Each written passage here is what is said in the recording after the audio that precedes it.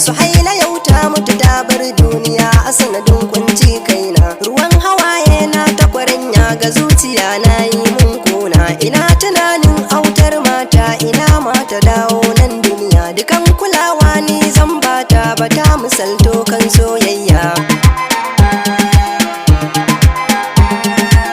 Na kasa zaune ko ku tsaye, ina tunanin mai sona. Damuwa ta haɗe ta yi min gini domin na rasa mai sona. Zuciyata na ta azamin rurun wuta can kalbin raina. Kana tana mun sakar wauta, guba in sha mutum bita. Sai tunanin addini na hakan yayi hani bai lamunta.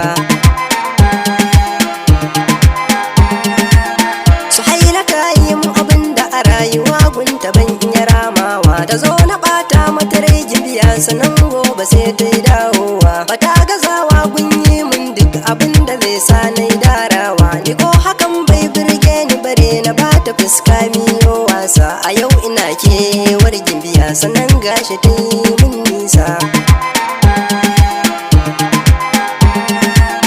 Kullum ta zo guna cikin jama'a, hakan bai hana ni na yarfata.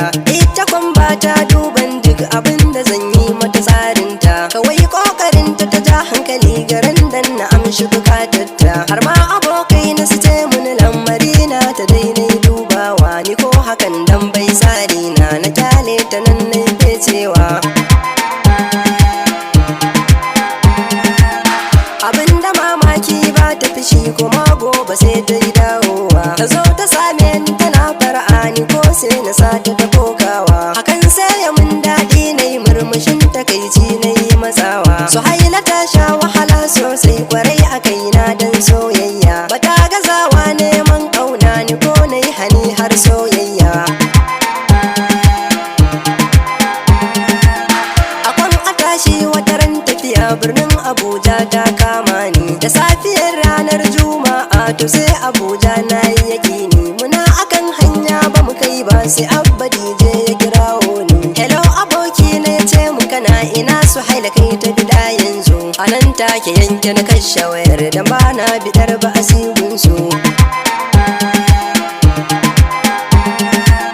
Bayan la'asar can min shiga can garin Abuja na yi zumuɗi. Bata kura ko wani tension kai cikin Abuja ya yi min daɗi. Ina masauki na yi zaune ina ta kallon findin ziddi. Satan tunani na Suhaila ya ɗarsu zuciya na yi min shauki. Da ɗan murmushi kan fuskata ga zuciya na ta fari da ciki. A can Kano na bar Suhaila da damuwa da kunci zuci ba daɗi. Kulin cikin kewa ta ga damuwa abin dai bai mata daɗi. Ta kai ta kawo ba ta gane waye akan ta abin ba daɗi. Kulin tana kuka domin damuwa duk Suhaila ta lalace. Tana faɗin wayo za ta mace a kaina ta nemi ta susuce. Jikina Suhaila anan ya matsa sai hospital can suka rugawa. Dangina ta kowa na kuka don hankali ya gaza kwantawa. Kowa na ta tsammanin rannan Suhaila gimbiya ta yi macewa. Canjin kaɗan sai ga dakta da hanzari nan ya yi shigowa.